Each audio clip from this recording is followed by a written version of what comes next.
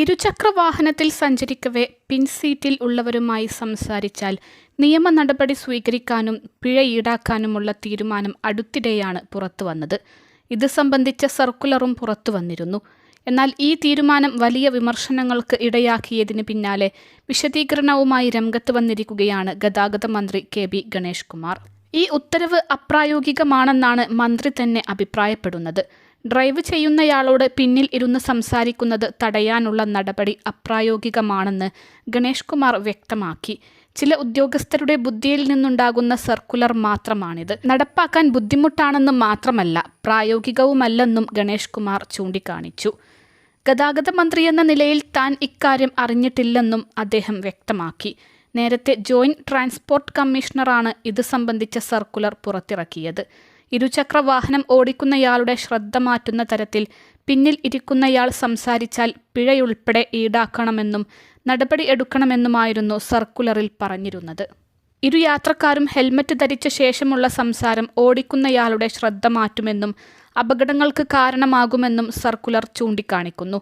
എന്നാൽ ഈ സർക്കുലർ പുറത്തുവന്നതിന് പിന്നാലെ യാത്രക്കാർക്കൊപ്പം MVD ഉദ്യോഗസ്ഥരും ആശയക്കുഴപ്പത്തിലാണ്. വിവിധ റീജിയണൽ ട്രാൻസ്പോർട്ട് ഓഫീസുകളിൽ ഈ വിഷയത്തെപ്പറ്റി തിരക്കിയപ്പോൾ പലർക്കും ഇക്കാര്യത്തിൽ കൃത്യമായ നിർദ്ദേശം ലഭിച്ചിട്ടില്ലെന്നാണ് മനസ്സിലായത്. ജൂലൈ 18 ജോയിന്റ് ട്രാൻസ്പോർട്ട് കമ്മീഷണറാണ് ഡെപ്യൂട്ടി കമ്മീഷണർമാർക്കും RTOമാർക്കും സർക്കുലർ അയച്ചത്. കൊച്ചി സ്വദേശിയുടെ പരാതിയാണ് സർക്കുലറിന് അടിസ്ഥാനം. ഇരുചക്രവാഹനത്തിന്റെ പിന്നിൽ ഇരുന്നവർ സംസാരിക്കുന്നത് വഴി അപകടങ്ങൾ പതിവാകുന്നു എന്ന് ചൂണ്ടിക്കാട്ടിയായിരുന്നു പരാതി. നിലവിലെ സാഹചര്യത്തിൽ പിഴ ഈടാക്കുമോ എന്ന കാര്യത്തിൽ MVD അധികൃതർക്കും കൃത്യമായ ഉത്തരമില്ല. ഉത്തരവ് എങ്ങനെ നടപ്പാക്കുമെന്നതും വെല്ലുവിളിയാണ്. പ്രത്യേകിച്ച് നിരത്തുകളിൽ ഇത്തരം സംസാരങ്ങൾ പതിവാണ് എന്നതിനാൽ തന്നെ നിയമലംഘനത്തിന്റെ പരിധിയിൽപ്പെടുത്തിയാൽ 90% ഇരുചക്രവാഹന യാത്രക്കാർക്ക് എതിരെയും കേസെടുക്കേണ്ടി വരുമെന്നാണ് പലരും ചൂണ്ടിക്കാണിക്കുന്നത്. സംഭവം വിവാദമായതിന് പിന്നാലെ ഗതാഗത മന്ത്രി തന്നെ വിഷയത്തിൽ നേരിട്ട് ഇടപെട്ടു. MVD ഉദ്യോഗസ്ഥരുമായി മന്ത്രി ചർച്ച നടത്തിയ ശേഷമേ തുടർ നടപടികൾ തീരുമാനിക്കൂ എന്നായിരുന്നു മുൻ നിലപാട്. എന്നാൽ വിഷയത്തിൽ ഗണേഷ് കുമാർ തന്നെ ഇപ്പോൾ എതിരഭിപ്രായം പ്രകടിപ്പിച്ച സ്ഥിതിക്ക് എന്താവും ഇനി ഇതിന്റെ ഭാവി എന്ന് കണ്ടറിയണം.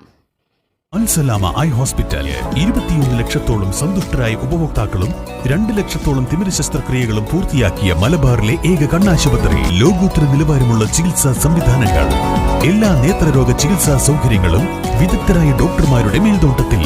Al Salama eye hospital, hospital road, Perinthalmanna.